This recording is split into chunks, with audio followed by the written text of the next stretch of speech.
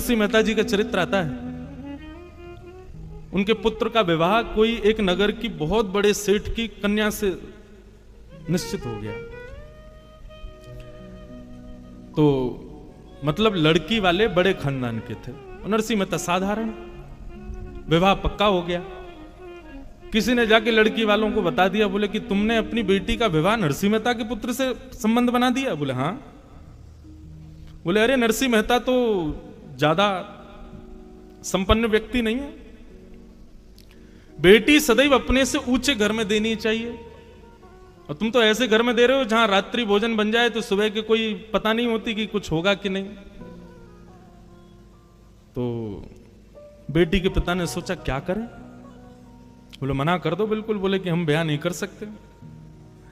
नरसिंह मेहता, वो लड़की के जो पिताजी थे, वो सोचने लगे अरे मना कैसे करें, अब ऐसे अच्छा नहीं लगता। बोले अच्छा नहीं लगता, जब बेटी भूखी सोएगी रात में तब अच्छा लगेगा, 3 दिन तक भोजन नहीं बनेगा तब अच्छा लगेगा, इसलिए बात आगे बढ़े उससे पहले अभी मना कर दो। तो बेटी वालों ने मना तो नहीं किया, लेकिन एक पत्र लिख करके भेजा, और उस पत्र में यह लिखा कि आप जो बारात लेकर आओ उस बारात के साज सज्जे कैसे होने चाहिए, इतने हाथी होने चाहिए, इतने घोड़े होने चाहिए, इतने नगाड़े बजाने वाले होने चाहिए, इतने लालटेन लेकर के चलने वाले होने चाहिए, ऐसे ऐसे रत्न पहन करके आपके बाराती दिखने चाहिए। मतलब ऐसे पत्र में बारात की गणना की जो नरसिंह मेहता कभी कर ही नहीं सकते। नरसिंह मेहता क्या अच्छे अच्छे राजा नहीं कर सकते। आप यदि ऐसी बारात ला सकते हो तो ही अपने पुत्र की बारात लाना, नहीं तो मत लाना।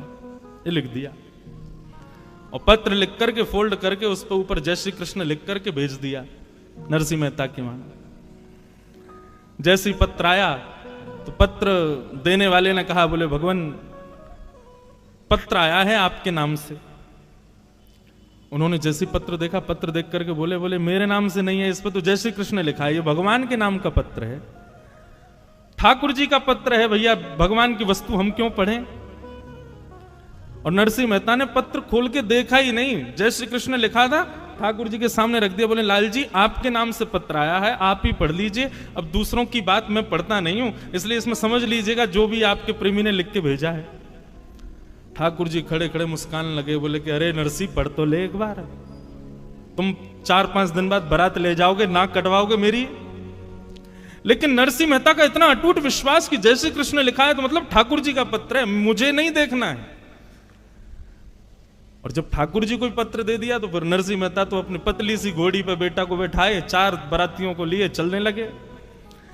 ठाकुर जी बोले भैया नरसिंह अकेला जा रहा है, नाक कट जाएगी अगर ऐसे गया तो। पत्र जब हमारे हवाले किया तो जो जो पत्र में लिखा था, किसी गली से घोड़ों की कतार आ गई, ले करके लोग आ गए, दुल्हा को लाके बढ़िया घोड़ी पर बैठा दिया, कहीं से हाथियों पर चढ़ चढ़ के महाराजा आ गए। नरसिंह मेहता सोचते जा रहे हैं पता नहीं कहां से कौन आ रहे हैं, हमारे पुत्र के मित्र सखा आदि होंगे। देखते ही देखते ऐसी बारात हो गई, ऐसी बारात हो गई, 33 कोटि देवता बारात में आ गए। महाराज दुनिया भर के गाजे बज रहे हैं, बाजे बज रहे हैं, नगाड़े बज रहे हैं, भूतो न भविष्यति, किसी ने ऐसी बारात देखी नहीं है, ऐसी बारात नरसिंह मेहता के पुत्र की जा रही। उस नगर में हल्ला हुआ, बोले तुम्हारी बेटी के लिए जिस वर्ष से ब्याह होना वो बारात पर लेकर के आ रहा है अपनी बारात। बोले कैसी बारात है। बोले ऐसे नहीं, ऊपर कहीं पहाड़ी पर चल के देखो, वहां से दिखेगी। ऊपर पहाड़ी पर जाकर के जब देखा तो दूर दूर तक महाराज सोने चांदी हीरे जवाहरातों से लदे हुए बढ़िया बढ़िया महाराजा हाथियों पर बैठे हैं, बीच में घोड़ों पर सुंदर सुंदर नगर सेठ बैठे हैं, आगे एक परम सुंदरी घोड़ी के ऊपर में नरसिंह मेहता का पुत्र बैठा है, और सबसे आगे नगाड़ों के बीच में नृत्य स्वयं द्वारिकाधीश कर रहे हैं और बारात लेकर के जा रहे हैं। भक्त का भैया स्वभाव ऐसा होता है, ज्यादा चतुर बनने की कोशिश मत किया करो, सरल रहो, सहज रहो। चूहा आ गया तो यही सोचो कौन है, गणेश जी आए होंगे निश्चित। अभी बारिश पड़ जाए तो यही सोचना कथा सुनकर के देवता प्रसन्न हो रहे हैं, पुष्प वर्षा कर रहे हैं। चलते चलते गिर जाओ तो यही सोचना कोई बहुत बड़ी आपदा आने वाली थी, लेकिन ठाकुर जी ने केवल ठोकर लगवा दी। हर स्थिति में सकारात्मक, कभी भी मन में बुद्धि में ऐसे भाव आने ही मत दो कि ये गलत है, ये अपशकुन है। ये वैष्णव का पहला लक्षण है बंधु, वो हर स्थिति में भगवत कृपा का अनुभव करता है। प्रहलाद जी महाराज चाहते तो लाख बहाने बना देते, हिरण्यकश्यप के कुल में जन्मा, मैं भक्ति कैसे कर सकता हूं, लेकिन कोई बहाना नहीं किया। प्रहलाद जी अपने पिताजी को कहते हैं, पिताजी भक्ति का बीज अंकुरित माला जपने से नहीं होता, भक्ति का बीज अंकुरित माहौल होने से नहीं होता। अब आप सब लोग यहां पर नाम गुणगान कर रहे हैं, तो कोई नास्तिक आएगा तो निश्चित है वो भी गा देगा आप सबके प्रभाव से। आप सब उठ के नाचने लगोगे तो जो कभी भगवान का नाम नहीं गाता वो भी आ गया तो वो भी नाच जाएगा। माहौल तो सब करा देता है, लेकिन बिना माहौल के ये होना बहुत बड़ी बात है। तो पिताजी माहौल से भक्ति नहीं आती, नाम जप करने से भक्ति नहीं आती।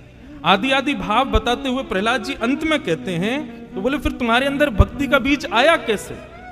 तब प्रहलाद जी कहते हैं, महीयसाम पाद रजोभिषेकम निष्किंचनानाम न वृणीतया। बहुत ध्यान से सुनिएगा बंधु। बोले पिताजी, निरंतर वैष्णव गुणानुवाद गाने वाले, निरंतर भगवत चर्चा करने वाले वैष्णवों की चरण रज की एक कृपा है कि मेरे अंदर भक्ति आई है। श्री गुरु चरण सरोज रज निज मन मुकुर सुधार, वर्णो रघुवर विमल यश जो दायक फल चार। सबको याद है हनुमान चालीसा, सबसे पहला वाक्य गोस्वामी जी क्या कह रहे हैं? श्री गुरु चरण सरोज रज निजमन मुकुर सुधार। अपने गुरु के चरण के रज के कण से मैंने अपनी मन बुद्धि को सुधारा है। और उसके बाद क्या हुआ? बोले वर्णौ रघुवर विमल यश जो दायक फल चाह। मेरी सामर्थ्य नहीं है, आपकी सामर्थ्य नहीं है कि आप यहां सत्संग में बैठे हो, मेरी सामर्थ्य नहीं कि मैं व्यासपीठ पर बैठ के बोल रहा हूं। और अगर आप अपनी सामर्थ्य मान रहे हो कि आप बैठे हो और मैं यहां से बोल रहा हूं, ऐसी सामर्थ्य मैं मान रहा हूं, तो आप और मैं, हम दोनों ही एक प्रकार से बाल बुद्धि हैं। यह हमारी मूर्खता होगी। आपकी और मेरी सामर्थ्य नहीं है कि हम एक शब्द भी सुन सकें, एक बार भी श्री राधा मुख से कह सकें, एक बार भी वृंदावन जा सकें या वृंदावन का स्मरण कर सकें। ये सब हम कर रहे हैं, निश्चित ही हमारे गुरुदेव की हम पर कृपा है। प्रहलाद जी कह रहे हैं, हिरण्यकश्यप बोले तुझ पे गुरुदेव की कृपा कब हो गई और यहां कौन से गुरु आ गए? तो प्रहलाद जी ने सारे वेद खोल दिए। बोले पिताजी, आप तो गए थे अमर होने के लिए हिमालय पर, उस समय मां को मारने के लिए राक्षस आए थे, उस समय मैं गर्भ में था। आप जब तपस्या से लौट करके आए उस समय मेरी आयु 5 वर्ष की थी, लेकिन आपने तपस्या की 1000 वर्ष तक, 10,000 वर्ष तक। आपने एक बार भी विचार नहीं किया कि 10,000 वर्ष बाद में आया मेरा बेटा 5 ही वर्ष का है। क्यों? क्योंकि मेरी मां को नारद जी बचा के ले गए राक्षसों से, और मेरी मां ने नारद जी से वरदान मांगा कि आप मुझे एक वरदान दो कि जब तक मेरी इच्छा नहीं हो तब तक मैं अपने बालक को जन्म ना दूं। तब नारद जी ने मां को यह वरदान दिया और 10,000 वर्ष तक नारद जी ने अनवरत भागवत की कथा मुझको सुनाई। मैं मां के गर्भ में बैठ करके वो भागवत के पीयूष वर्षण का पान करता रहा पिताजी। 10,000 वर्ष बाद मेरा जब जन्म हुआ तब ये भक्ति के बीज मेरे भीतर अंकुरित हुए। तो निश्चित ही आप मानिए चाहे मत मानिए, आपके पूर्वजों के किसी ने तो वृंदावन रस को चखा है, वृंदावन रस की सेवा की है, इसीलिए वो भक्ति का बीज आपके भीतर आया है। और अब आप भी कर रहे हो तो निश्चित है, इसका जरूरी नहीं आपके पुत्र पे आएगा, पुत्र के पुत्र में आ जाएगा, पुत्र के पुत्र के पुत्र में आ जाएगा, कहीं ना कहीं तो वो बीज जाकर के अंकुरित होगा, उसको आप रोक नहीं सकते। तो भैया ये भक्ति आती कहां से है? बिना महत पाद रजोभिषेकम। जब तक आप संत जनों के चरणों में दंडवत प्रणाम नहीं करोगे, यह भी विचार मत करो कि पृथ्वी पर गंदगी पड़ी है, मिट्टी पड़ी है, कीच है, क्या संत दिखे और तुरंत दंडवत। जब इतनी तत्परता संतों के, वैष्णवों के प्रति रहेगी, तब भक्ति के बीज अंकुरित होंगे। तो निश्चित ही हम आप सब लोगों ने, या मेरे पूज्य नाना जी पंडित श्री कृष्णलाल शास्त्री जी, वो कहा करते थे, बोले लाला हम पूर्व जन्म में सूरदास कुम्मनदास तो नहीं रहे होंगे, पर जब सूरदास कुम्मनदास मीराबाई आदि ये सब ब्रज के भक्त वृंदावन में रहते होंगे और ये गली मोहल्लों से कहीं से निकलते होंगे, उस गली में हम आप सब लोग भी किसी ना किसी रूप में जाते रहे होंगे और उन लोगों की एक बार हम पर दृष्टि पड़ गई होगी। उनकी एक दृष्टि का ये कमाल कि महाराज की इस जन्म में हम भक्त हैं, हम वैष्णव हैं, हम वृंदावन के उपासी हैं। एक गुरुवाणी सुन रहा था मैं, चरण कमल तेरे धोए धोए पीवा मेरे सदगुरु दीन दयाल। क्यों? अच्छा एक और बात, आप इस भाव से ये मत सोच लेना कि संत जहां से भी जाएं वहां चरण रज उठा के माथे से लगा लें, उनके चरण धो के और उसको दिन रात पीवें, उससे तो होता ही है, पर उसके पहले उनकी वाणी सुनकर के अपने चित्त को, अपनी बुद्धि को, उसको स्थिर करना पड़ेगा, उसकी स्थिति का अनुमान लगाना पड़ेगा, तभी यह संभव हो सकता है। हमारे वृंदावन में गौड़िया वैष्णव संप्रदाय के एक महापुरुष रहते थे, सेवा में पधारा, नित्य सेवा करते थे। एक बार उनके ठाकुर जी ने बंगाल के किसी वैष्णव भक्त को स्वप्न में दर्शन देके आज्ञा की कि तुम वृंदावन चले जाओ। बंधुओं एक मेरी बात बहुत ध्यान से सुनो, ठाकुर जी का जब अनुग्रह होता है तो सबसे पहले ठाकुर जी स्वप्न में दिखेंगे। भगवत दर्शन ऐसे नहीं होगा स्पष्ट ठाकुर जी प्रकट हो गए, दिख गए, चल रहे हैं, फिर रहे हैं, दिख रहे हैं हमको, ऐसा नहीं। ठाकुर जी सबसे पहले स्वप्न में दर्शन देंगे और स्वप्न में भी प्रत्यक्ष नहीं दिखेंगे। ठाकुर जी की कोई ना कोई अंग का दर्शन होगा, ठाकुर जी की कोई ना कोई वस्तु का दर्शन, वंशी दिख जाएगी, मोर मुकुट दिखेगा, ठाकुर जी की पीली पीतांबरी दिखेगी। रात्रि में सोते सोते ऐसा लगेगा मानो चंदन की सुगंधी आ रही हो, केसर की सुगंधी आ रही हो, ऐसे ऐसे अनुभव ठाकुर जी कराते हैं। स्वप्न दर्शन सबसे पहला।